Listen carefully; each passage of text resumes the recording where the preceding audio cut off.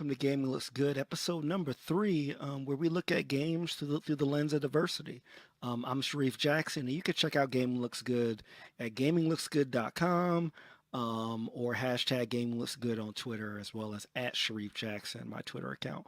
So we're going to talk today about The Legend of Zelda. But before we get into that, I wanted to talk a little bit about what spurred this on for me. I was a guest on the Spawn on Me podcast. Shout out to Khalif and Cicero over there at the spawnpointblog.com. And we had a great conversation on episode number 50 over there, where we talked with Evan Narcisse, who wrote a great article in Kotaku about video games' blackness problem. And one thing that Evan mentioned was in a big AAA game such as Uncharted, it really won't matter to the game mechanics, to the story, to anything that people enjoy about that game. It wouldn't matter if Nathan Drake was not a white male character, you know. And I totally agree with them there. I do think though that it will matter to the people that see this lack of representation. I think that I grew up as obviously I'm African American, and I didn't see a lot of examples of people that look like me in roles that were heroic and cool. So while Nathan Drake's color might not change the mechanics, it would change my enjoyment and perception of these games, and it will also help people that are not people of color by normalizing the fact that your heroes can be of various colors, genders, shapes, sizes, all that stuff. So we really need this diverse, sort of examples of protagonists of color, because it really helps out everyone, and that's cool. So that leads me to The Legend of Zelda. So I've been playing the Majora's Mask 3D remake on the new 3DS, which is awesome, by the way.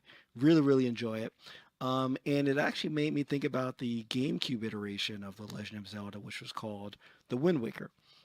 And the Wind Waker was one of the first Zelda ones that I remember that really messed with color a bit. Most Zelda games, they really kind of stuck with the white characters there. But if you take a look here, even in the title here, you can kind of see kind of a variety of color. I mean, they don't have anyone that is sort of as dark as I would like, but they do have, sort of not just like the standard kind of lily white thing. I mean, you basically got Link here. He's kind of the, same way he always looks is a cartoon version. But to Evan's point, like Nintendo keeps on doing the story of Link over and over. It really would not be a thing in terms of the mechanics and the interactions for Zelda for Link to be of a different race, or hell, even a different gender. You know what I'm saying? If this is a continual story that goes across like millennia and continents and things like that, but they've stuck with this same archetype. And when you think about it, most elves in popular culture do tend to be this same kind of character look, which is like a big miss. And then you look at Tetra, who is sort of like a pirate in the game. Spoiler alert for Wind Waker. If you have not played this game, please turn this off now. But Tetra actually turns out to be Princess Zelda. And one cool thing about this game is that, what I'm saying, Tetra has an attitude. She like bullies Link around. Like she clearly, is like tough and sort of leads like this group of like pirates. And I was like, yo, that's pretty dope that they actually have someone that's like a little brown.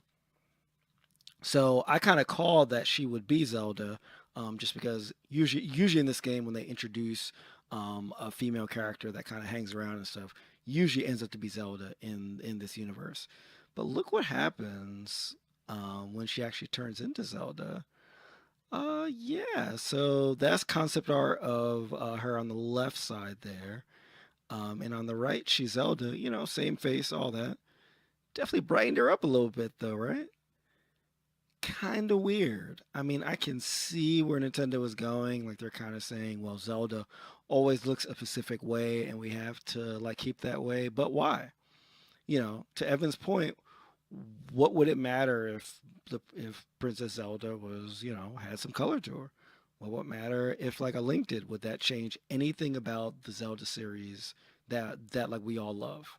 My argument is that it wouldn't. And I love this series. I got my sword right here, and I have the Hyrule Historia book, which is actually where this image that's on the screen comes from now. And again, it is a miss. And then when you go to the big bad Ganon, he's very dark.